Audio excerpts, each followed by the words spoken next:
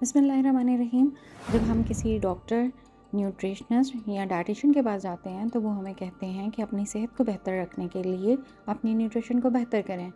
अब आखिर न्यूट्रिशन होती क्या है, आइए हम इसको जानते हैं। जब हम फूड खाते हैं तो इस फूड से न्यूट्रिएंट्स हासिल होते हैं। ये न्यूट्रिएंट्स हमारी बॉडी की ग्रोथ, डेवलपमेंट और हेल्थ को मेंटेन रखने में मदद करते हैं। ऐसा प्रोसेस जिससे हम फूड के ज़रिए न्यूट्रिएंट्स हासिल करते हैं, ये न्यूट्रिएंट्स हमारे जिस्म में एब्जॉर्ब होते हैं और हमारे मेटाबॉलिज्म को मेंटेन रखने में हेल्प करते हैं।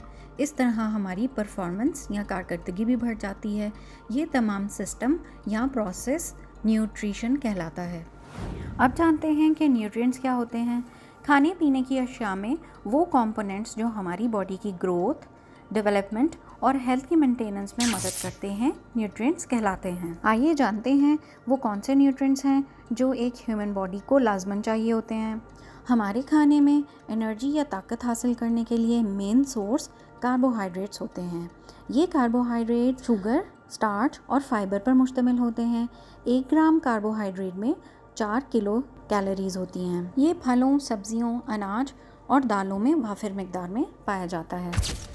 अब जानते हैं मैक्रोन्यूट्रिएंट प्रोटीन के बारे में। प्रोटीन हमारी बॉडी के टिश्यूज़ की रिपेयर, ग्रोथ और हेल्थ की मेंटेनेंस में बहुत अहम किरदार अदा करती है। अमाइनो एसिड प्रोटीन के बिल्डिंग ब्लॉक्स होते हैं। मुख्तलिफ ग़िज़ाओं से हासिल की गई प्रोटीन जब डाइजेशन के प्रोसेस से गुजरती है तो वो ब्रेक डाउन होती है और फिर अमाइनो एसिड में कन्वर्ट होकर सेल्स की मुरम्मत और ग्रोथ में हेल्प करती है। ये एनर्जी की एक प्राइमरी सोर्स तो नहीं होती, मगर ये हेल्प करती है बॉडी के डिफरेंट फंक्शंस को इफेक्टिवली काम करने में। 1 ग्राम प्रोटीन में 4 किलो कैलोरीज होती हैं।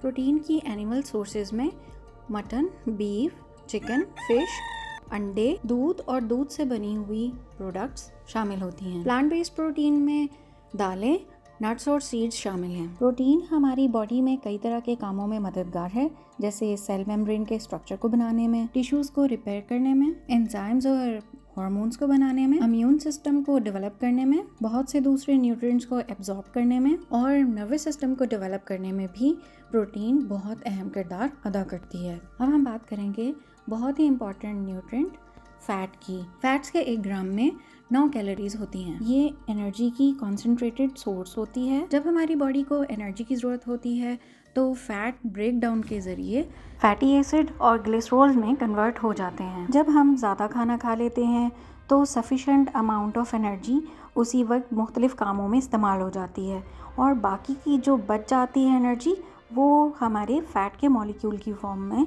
हमारी बॉडी में फैट टिश्यू यानी एडिपोज टिश्यू में जमा होने लग जाती है। और जब भी हमें इजाफी एनर्जी की ज़रूरत होती है, जैसे कि रोज़ा की हालत में, बीमारी की हालत में या फिर स्टर्नस एक्सरसाइजेस करने के दौरान, ये फ़ैट टूटना शुरू हो जाती है और हमारे जिस्म को तवानाई प्रोवाइड करती है। फैट्स हमारी सेल मेम्ब्रेन को बनाने में हेल्प करती है। फॉस्फोलिपिड एक टाइप की फैट्स होती हैं जो सेल मेम्ब्रेन के लिपिड बाइलेयर को बनाती हैं, सेल को एक स्ट्रक्चर और रिजिडिटी प्रोवाइड करती हैं। इसके अलावा सेल के अंदर और बाहर जाने वाले मटेरियल्स की ट्रांसपोर्टेशन को भी मैनेज करती है। हमारे फिजरास या ऑर्गन्स के इर्द गिर्द भी फैट्स की एक लेयर या इंसुलेशन मौजूद होती है जो कि हमारे ऑर्गन्स को डिफरेंट किस्म की इंजरीज से प्रोटेक्ट करती हैं और बॉडी के टेम्परेचर को मेंटेन करने में भी हेल्प करती हैं।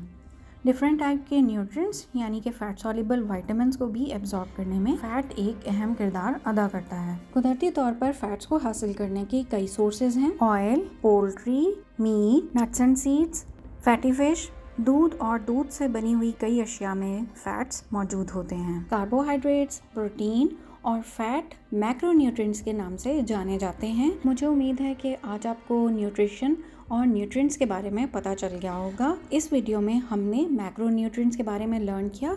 अब हम नेक्स्ट वीडियो में माइक्रोन्यूट्रिएंट्स यानी विटामिन्स और मिनरल्स के बारे में जानेंगे। Thank you.